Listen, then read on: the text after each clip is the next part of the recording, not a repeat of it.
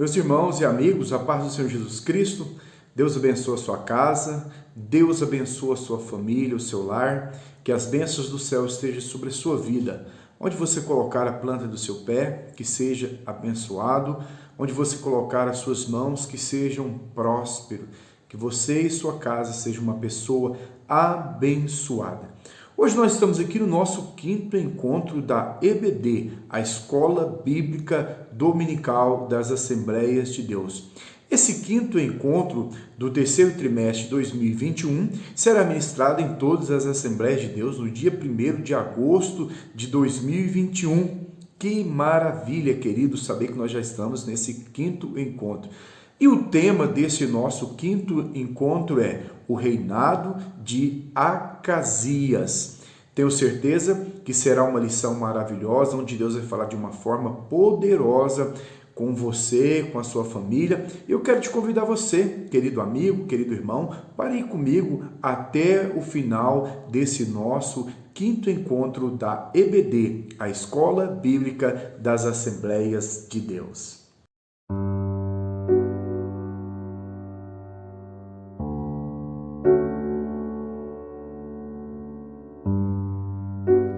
Queridos amigos, então nós já estamos aqui no nosso quinto encontro da EBD, a Escola Bíblica das Assembleias de Deus. Nós estamos nesse quinto encontro do terceiro trimestre de 2021. O texto áureo se encontra em Salmos 7, verso de número 9, que nos diz assim: tenha já fim a malícia dos ímpios, mas estabeleça-se o justo, pois tu, o justo Deus, provas o coração e a mente. A verdade prática, que eu costumo dizer que é a chave, que é a chave para a lição, que é aquele momento onde o comentarista, ele nos chama para uma reflexão, para nós pensarmos, é um momento filosófico, antes de nós entrarmos dentro da lição. A verdade prática nos diz o seguinte: a coragem de Elias é exemplo e incentivo para os que são chamados a pregar e a exortar segundo a palavra de Deus, independente de classe, raça ou credo. Queridos, o comentarista ele traz aqui para nós já essa verdade prática, dizendo que a vida de Elias é um exemplo a ser seguido. Então Elias, nós vemos esse contexto do profeta Elias. E por que o profeta ele faz toda a diferença no contexto no qual ele está vivendo? Um contexto de apostasia, um contexto de abandono à fé, aonde o culto a Deus, aonde a adoração ela está em risco, de deixar de existir dentro do reino do norte. Daqui a um pouquinho nós vamos falar mais um pouquinho sobre isso. Então o profeta Elias, ele exerceu uma fé, ou ele serve de exemplo tanto para as pessoas da sua época, como para nós cristãos do século 21. Algo maravilhoso, um exemplo para ser seguido em todos os tempos. A leitura bíblica em classe, eu quero convidar você, querido amigo, querido irmão que está nos acompanhando, é de fundamental importância que você saiba onde o comentarista, o professor, está baseado ou se baseando teologicamente. Então, nós estamos hoje, a leitura bíblica em classe, se encontra no segundo livro de Reis, capítulo de número 1, versículo de número 1 a versículo de número 8, e versículo de número 13 ao versículo de número 17. Pega a sua Bíblia, confira essa referência. Esta, então, é a nossa base teológica, aonde nós estamos, então, discutindo o tema de hoje. Eu vou ler apenas 2 Reis, capítulo 1, do versículo 1 ao versículo de número 3, que nos diz o seguinte: e depois da morte de Acabe, Moabe se revoltou contra Israel, e caiu Acasias pelas grades de um quarto alto que tinha em Samaria, e adoeceu, e enviou o mensageiro e disse-lhes: ide e perguntai a Baal-Zebude, Deus de Ecrom, se sararei desta doença. Mas o anjo do Senhor disse a Elias o tibista: levanta-te, sobe para te encontrares com os mensageiros do rei de Samaria e diz-lhes: porventura não há Deus em Israel para irdes consultar a Baal-Zebude, Deus de Ecrom? Então esta é a leitura bíblica em classe, ela já nos mostra, né? Ela já nos traz a pensarmos sobre isso. Porventura não há Deus em Israel? Porventura não havia Deus em Israel para o rei Acasias mandar consultar o Deus de Ecrom, o Deus Baal? Porventura não havia Deus em Israel? Ou faltava intimidade? Ou faltava comunhão com o Deus de Israel, o Deus verdadeiro? Porventura não havia Deus em Israel? Ou o que estava acontecendo era uma apostasia generalizada, né, do Reino do Norte? Já na introdução aqui, o comentarista vai nos dizer o seguinte: o reinado de Acasias foi fortemente marcado pela idolatria, assim como o de seus antepassados, após uma queda da sacada do Palácio Real e consequente ferimento.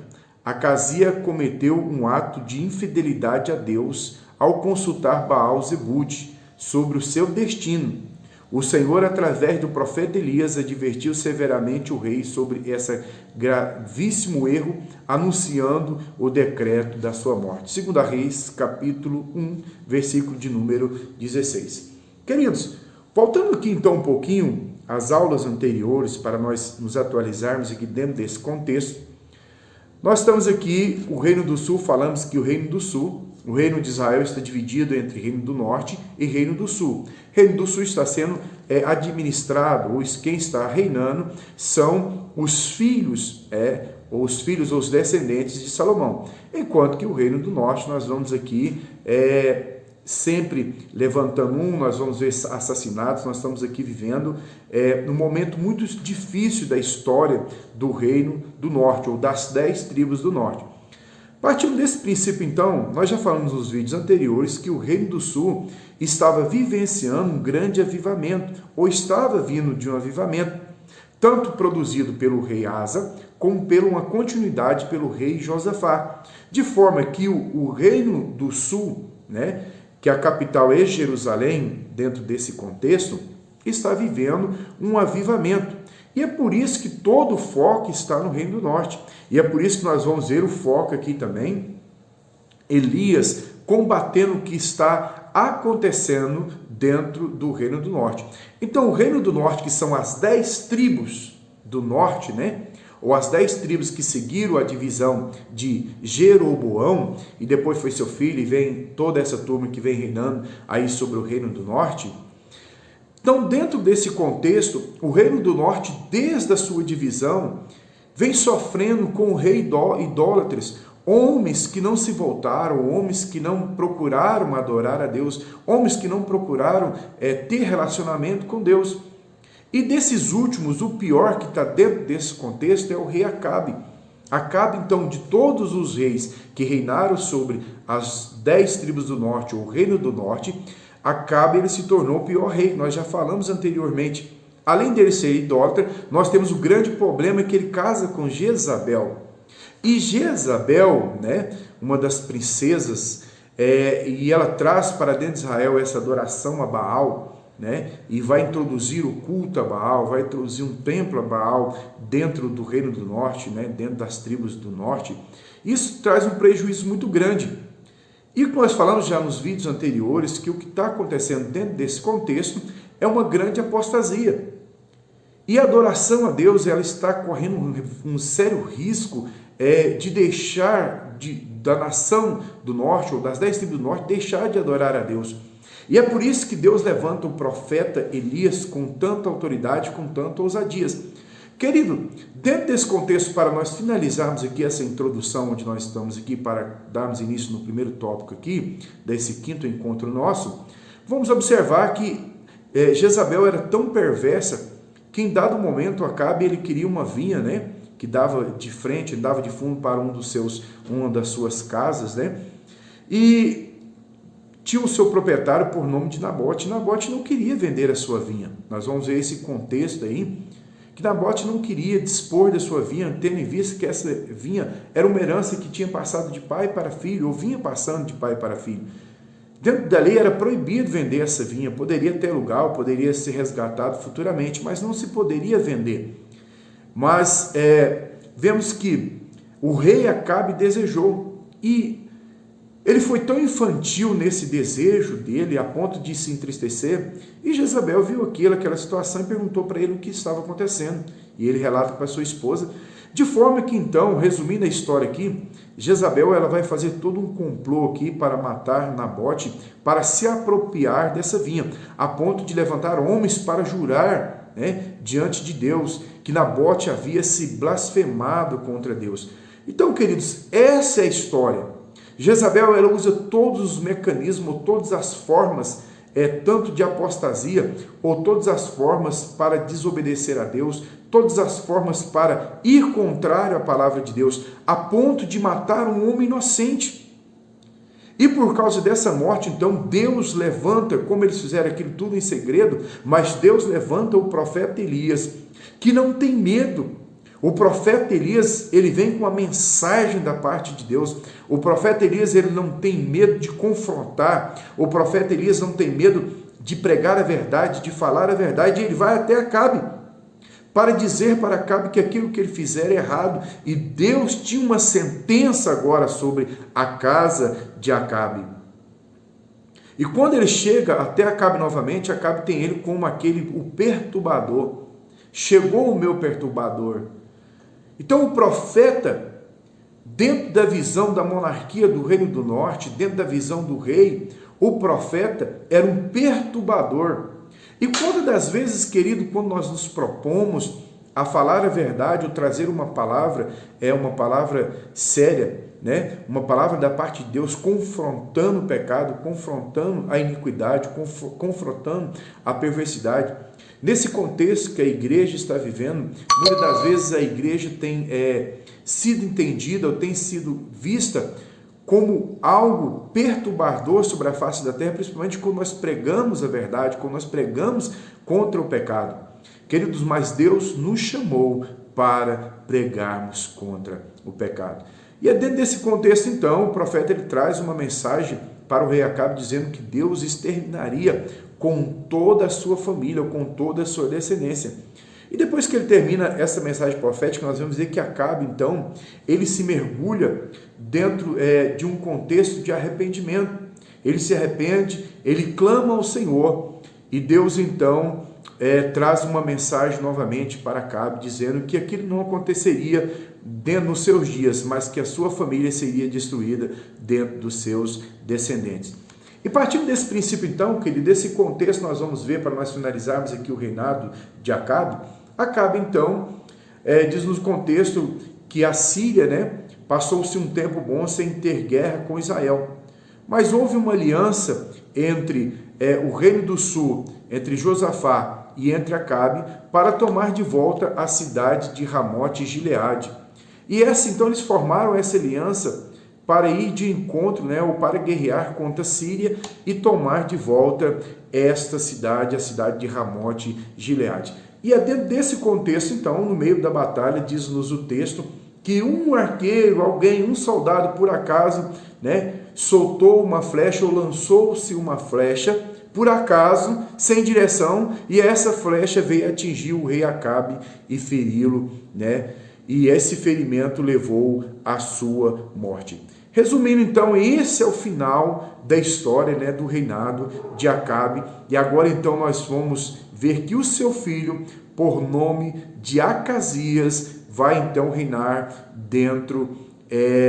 em seu lugar. Então, esse é o contexto. Nós passamos agora da introdução e agora, então, nós estamos no primeiro tópico. Então, o primeiro tópico, essa aula de hoje, o contexto dela é esse. Nós vamos ver, então, a morte do rei Acabe, que morreu de uma forma trágica, né? Uma flecha por acaso. E agora, então, o seu filho, Acasias, vai começar a reinar no seu lugar. Então, quero convidar você, nós agora finalizamos a introdução. Queridos, então, aqui no primeiro tópico, aqui, o comentarista ele vai trabalhar aqui para nós um reinado marcado pela idolatria.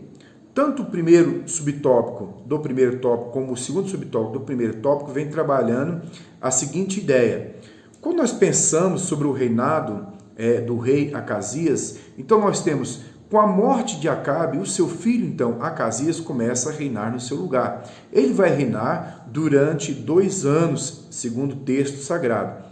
E é interessante, irmãos, que o comentarista, tanto o comentarista como a Bíblia Sagrada vai nos dizer que Acasias, ele vai seguir os mesmos passos de Acabe, de Jezabel, de Jeroboão. Ele vai seguir os mesmos princípios dos reis que foram antes dele, continuando aquele círculo, vicioso de idolatria, de apostasia no Reino do Norte. Ao invés de levar a nação à adoração, ao invés de procurar um avivamento espiritual para o Reino do Norte, ao invés de seguir pelo menos o princípio do Reino do Sul de avivamento, de busca ao Senhor, não. O que nós vemos no Reino do Norte é uma continuidade de entrega à idolatria, a ponto que ele vai fazer as mesmas coisas que os reis anteriores, que vieram antes dele, também fizeram. Ele vai se entregar a essa apostasia, ele vai se entregar a essa adoração. E quando nós vemos aqui no texto, então, diz-nos o texto que ele estava no seu palácio, ele vai cair no terraço. Ele vai cair do terraço. E nesse cair do terraço, creio que o texto não diz o quanto ele machucou, não tem como nós trabalharmos a ideia aqui, dos seus ferimentos, mas o que tudo indica aqui que ele entendeu que ele não estava bem, que ele estava a ponto de morte. E aí nós temos o problema aqui, que ao invés dele consultar ao Senhor, ao invés dele consultar os profetas de Deus, ao invés dele buscar ao Senhor, mesmo no leito de enfermidade, ao invés de haver um arrependimento, um aquebrantamento, ao invés de buscar ao Senhor, pelo menos no leito de enfermidade, nós vamos ver aqui que ele continua nessa entrega de idolatria. Ao invés de buscar ao Senhor, ele vai buscar ao Deus Baal, do povo, da nação de Ecrom, de Ecrom. Ele vai buscar então o Deus Baal. É interessante, queridos amigos, queridos irmãos, que isso despertou, ou isso era uma afronta ao Senhor, ao invés de procurar conselho, ou ao invés de consultar os profetas do Senhor, ao invés de consultar o Deus de Israel, ele vai consultar então a Baal. Isso foi uma grande afronta ao Senhor. E quando então os mensageiros saem do palácio para consultar então a Baal, diz no texto que o anjo do Senhor fala para o profeta Elias ir de encontro aos mensageiros do rei. Queridos, nesse texto nós encontramos grande verdade, que a apostasia, que a idolatria, ela deve ser combatida, mas ela deve ser combatida dentro da direção de Deus, cheio do Espírito Santo. A igreja está sobre a face da terra para combater o pecado, combater a perversidade, levar o povo a verdadeira adoração, levar a humanidade a conhecer a Cristo. Esse é o propósito da igreja, confrontar através da palavra, confrontar esse sistema que nós estamos vivendo. Mas isso tudo tem que ser feito através da ousadia, através da unção do Espírito Santo. Nós temos que estar debaixo da direção de Deus.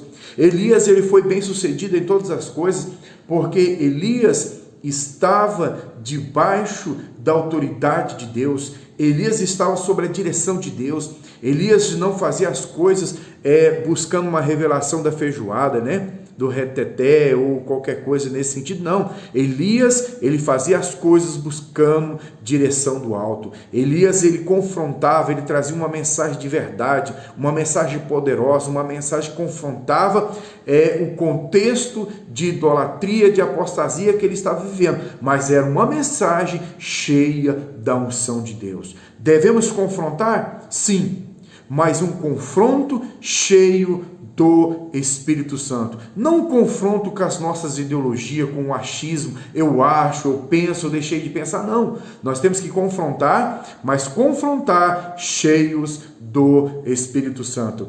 E ele vai de encontro aos mensageiros do rei. E a mensagem é essa: porventura não há Deus em Israel. Que mensagem, irmão! Porventura não há Deus em Israel para que o rei mande consultar Baal, o Deus de Ecrom? Porventura ainda há Deus, irmãos, em Israel. E aqui nós vemos o profeta com uma mensagem poderosa, e a mensagem é essa: porventura não há Deus em Israel. Apesar de toda a idolatria, apesar de toda a apostasia, Deus não abandonou o seu povo. Apesar de todo o contexto que nós estamos vivendo, o rei Acasias ainda não tinha entendido que Israel, o reino do norte, estava vivendo uma monarquia, mas era uma monarquia teocrática, era Deus que estava no controle da nação, era Deus quem matava, era Deus quem salvava, era Deus quem curava. E a mensagem do profeta é essa: olha, volta, porque o rei mandou consultar Baal, o Deus do Ecrom, e por causa desse ato do rei, o rei certamente morrerá. Esta era a mensagem. Fica aqui, querido, entre linhas, uma interpretação para nós pensarmos. Será que se o rei não tivesse consultado ao Senhor, será que Deus talvez teria restaurado a vida dele? Talvez nós estaríamos dentro de um outro contexto, talvez nós estaríamos lendo outra ou fazendo outra leitura da Bíblia. Mas o rei, ao invés de consultar o Senhor, ele preferiu se entregar dentro do leito de enfermidade, continuar entregue à idolatria. E quando então o rei, esperando que aqueles mensageiros demorassem, os mensageiros já voltaram rápido com a mensagem, e a mensagem, o rei disse: mas por que já voltaram? Qual que é a mensagem? O que aconteceu? Então, os mensageiros disseram para o rei que um homem o encontrou no meio do caminho e mandou eles voltar, porque certamente, mandando a mensagem era essa: porventura não há Deus em Israel para consultar Baal? Certamente o rei morrerá. E o rei então perguntou qual era a aparência do homem. Veja, qual era a aparência do homem? Quando os oficiais começaram a descrever, versículo 8, 2 Reis capítulo 1 e versículo 8, quando os mensageiros começaram, querido, a descrever a aparência do profeta, o rei logo entendeu que se tratava de Elias, o tibista. Querido, o profeta era conhecido. O profeta era conhecido pela sua forma de viver, pela sua forma de ser.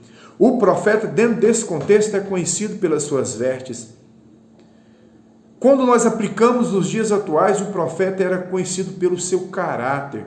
Se nós formos trabalhar dentro do cristianismo, se fosse um cristão, ele era conhecido pelo seu caráter cristão, pelos valores cristãos que ele carregava em si. E aí eu paro aqui, querido professor, querido aluno, querido irmão. Será que nós somos conhecidos pelos nossos valores cristãos? Será que as pessoas nos conhecem pelos nossos valores? Pela nossa ética, pela nossa moral, pela nossa índole, pela nossa forma de comportar, pela nossa forma de ser? Será que ainda despertamos? Será que as pessoas conseguem ver em nós o Cristo vivo, o Cristo verdadeiro? Será que somos luz ainda dentro desse contexto que nós estamos vendo de apostasia, em que a fé da igreja tem sido bombardeada, onde a igreja tem sido bombardeada, onde a igreja está se tornando, a igreja física, lá vai se tornando um mecanismo, onde a igreja física está dentro de um contexto muito complicado, onde a liderança está caminhando por caminhos muito complicados. Será que nós somos conhecidos pelo cristianismo que vivemos e que pregamos, ou será que nós somos conhecidos pelo nosso campo eleitoral? Temos que pensar sobre isso, queridos.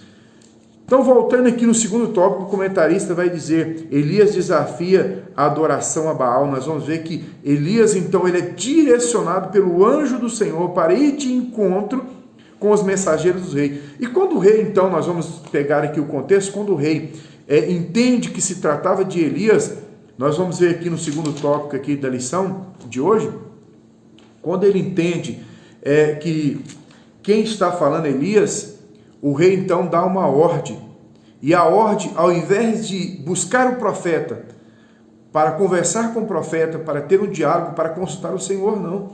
Nós vamos ver aqui que o rei toma a atitude de mandar buscar o profeta para ser preso, manda um oficial com 50, e quando então, nós estamos no segundo tópico, nosso terceiro subtópico do segundo tópico, o comentarista vai dizer, um mistério de fogo.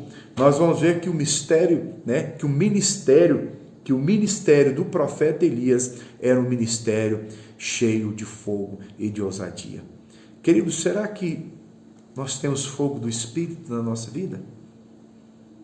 Será que nós temos a unção de Deus? Eu não estou dizendo fogo literal, porque nessa situação nós vamos ver dentro do ministério de Elias, pelo menos por 3 vezes nós vamos ver manifestação de fogo do Senhor, embora que a segunda, até o comentarista, ele deixa assim entre aspas, e é um pouquinho complicado de nós pensarmos, mas nós vamos ver que o ministério de Elias, por que é um ministério de fogo? Nós vamos ver no Monte Carmelo, quando desce fogo e consome o holocausto, nós vamos ver manifestação a primeira. Depois nós vamos ver quando Elias vai para o Monte Horebe, né? Nós vamos ver, embora que dentro daquele elemento o Senhor não estava, mas nós vamos ver manifestações de fogo ali. E agora nós estamos dentro do terceiro momento onde manifesta fogo no ministério de Elias. E quando aquele homem então vai com seus 50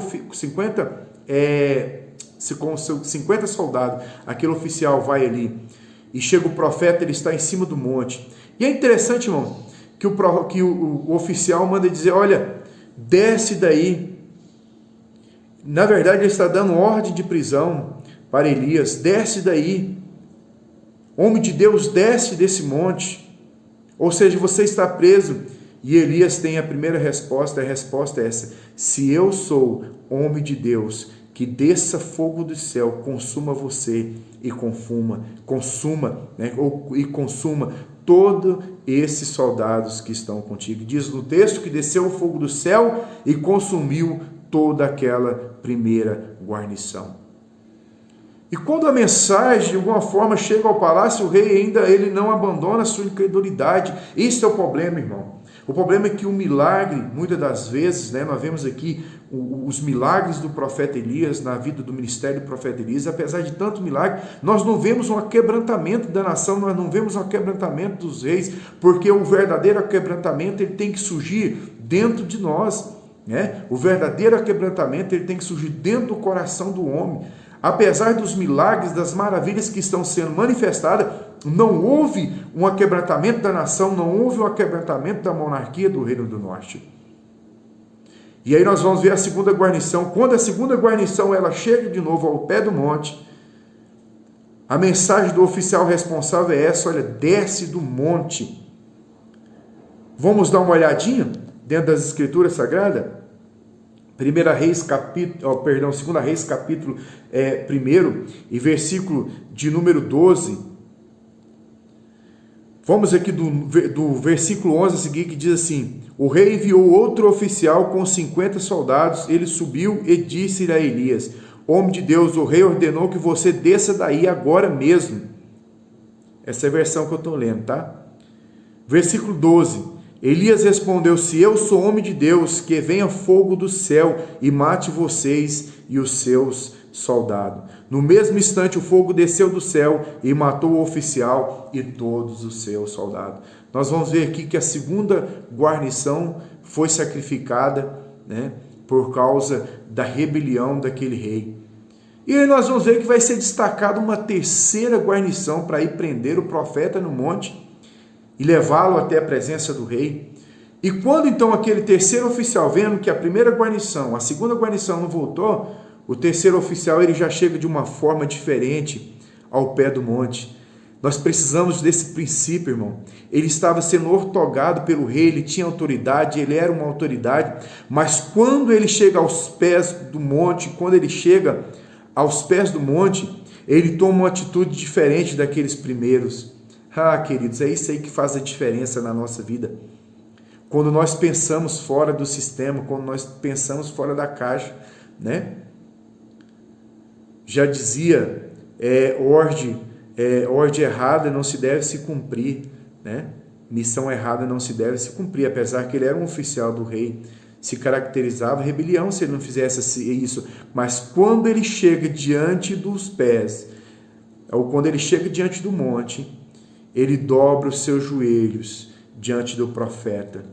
Vamos dar uma leitura? Vamos ler aqui o que o texto diz. Gostaria que você também na sua casa pegasse a sua Bíblia e acompanhasse comigo 2 Reis, capítulo 1 e versículo de número 13. Professor, leve os seus alunos a pensar sobre isso.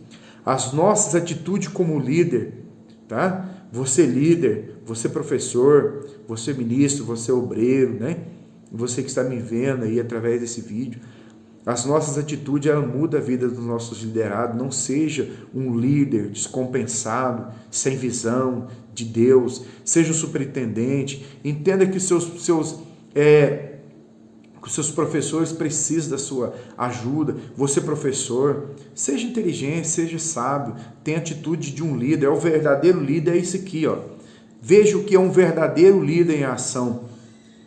2 Reis, capítulo 1, versículo de número 13, nos diz o seguinte: mais uma vez o rei mandou um oficial com 50 soldados. Ele subiu no morro, ajoelhou-se em frente de Elias e pediu: homem de Deus, por favor, não acabe com a minha vida, nem com a vida desses 50 homens. Os outros 2 oficiais e os seus soldados foram mortos pelo fogo do céu, mas tenha dó de mim, por favor. Querido, que mensagem maravilhosa desse homem. Quando ele chega diante do altar, quando ele chega diante do monte, quando ele chega diante do profeta, diz o texto que ele subiu o monte e se ajoelhou de frente do profeta e disse, fez esse pedido: olha, que seja preciosa aos seus olhos a minha vida e a vida desses que estão comigo.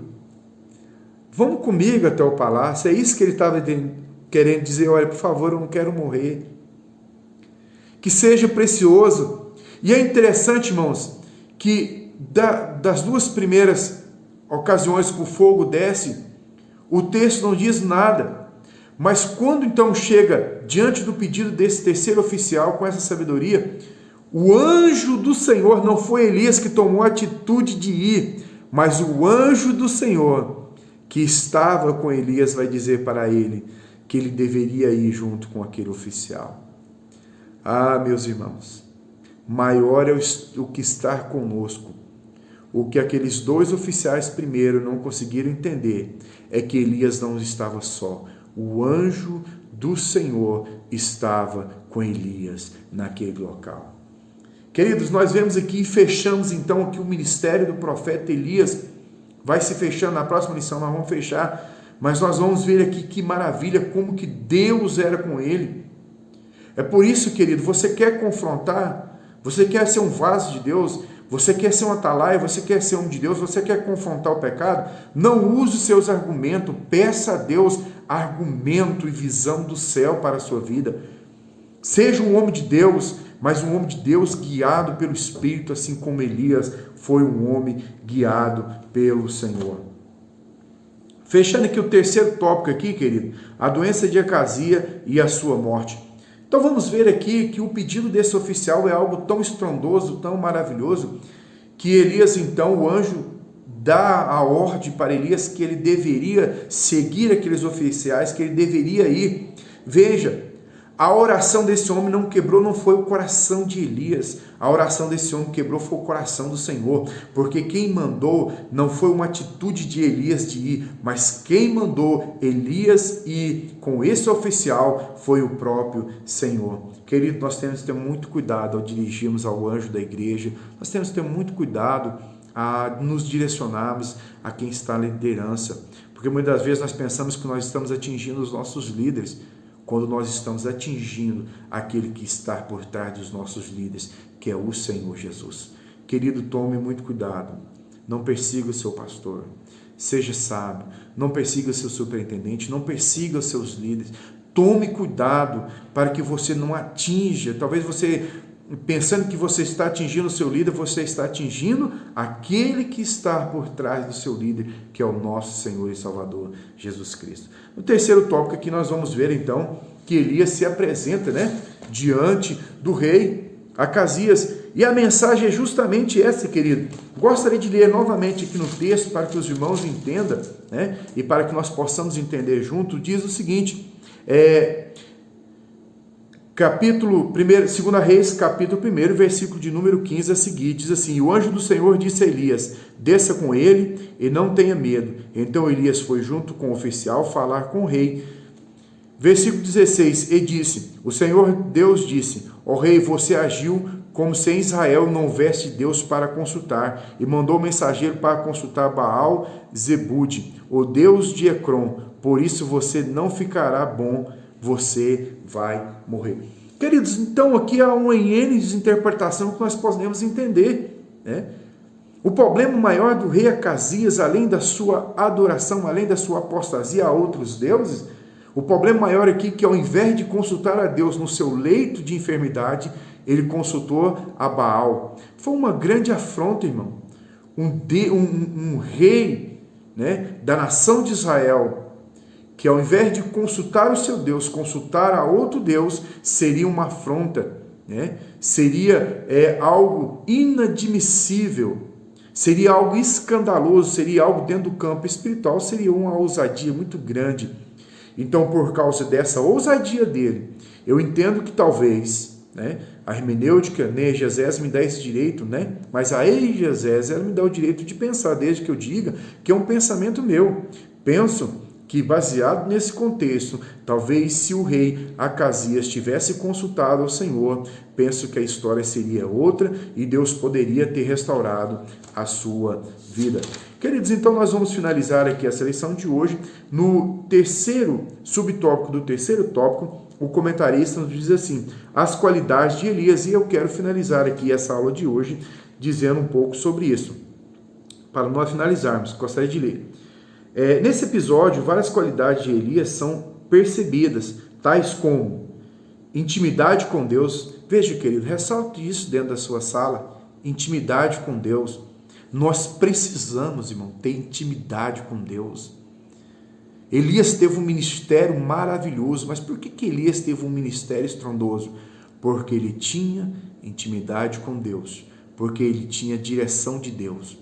O que nós vemos hoje aí, irmãos, é tanta direção de homem, nada de Deus. Deus zero, só ego, ego, ego e ego. Segundo, qualidade que nós vamos encontrar, zelo em promover a adoração ao Deus de Israel, o zelo, o desejo de voltar, o desejo que a nação se voltasse à adoração, o desejo que a nação abandonasse a apostasia. Zelo em promover a adoração ao Deus de Israel, em condenar a idolatria. Terceira característica aqui, né? Terceira qualidade, clareza e assertividade em suas sentenças, né? Certeza, convicção que aquilo que você está fazendo, Deus está na direção, né? Então, uma coisa que nós precisamos, queridos, também, né? Ressalte isso na sua sala de aula, seus alunos. Nós precisamos de ter convicção se aquilo que nós estamos fazendo, Deus está no negócio ou não está. Nós, como servos de Deus, nós precisamos de ter direção, convicção, ousadia da parte do Senhor. Ressalte isso. Fazia parte das qualidades do ministério, né, de Elias. Olha outra qualidade, fidelidade. Além de tudo, ele tinha o quê? Coragem, irmão, coragem. Tá aí, nós precisamos de ter coragem, ousadia.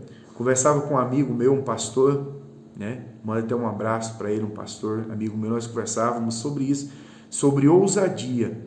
Nós precisamos de, como servos e servas de Deus, ter ousadia de entrarmos no celeiro de Deus e tomarmos posses das bênçãos e ministrar as bênçãos sobre o povo de Deus. Nós precisamos. Elias tinha essa ousadia.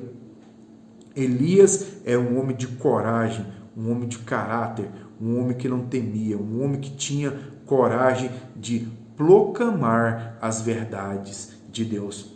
Finalizamos aqui ainda, no terceiro subtópico do terceiro tópico, nos diz assim, o seguinte: ainda hoje o Senhor busca homens e mulheres que sejam corajosos e obedientes a fim de serem usados por Ele em sua grande obra. O comentarista ele fecha com chave de ouro, e eu termino aqui essa lição de hoje. Ele termina dizendo que ainda hoje Deus procura homens e mulheres com coragem para ser usado na sua obra. Se posicione, querido. Seja um desses homens e uma dessas mulheres. E eu tenho certeza que Deus vai te abençoar de uma forma maravilhosa. Querido amigo, querido irmão, nós terminamos aqui essa aula de hoje, que está falando sobre o reinado do rei Acasias. Que Deus abençoe a sua vida, a sua casa, em nome de Jesus. Espero que essa aula de hoje te ajude na sua aula também. Que Deus te abençoe, em nome de Jesus.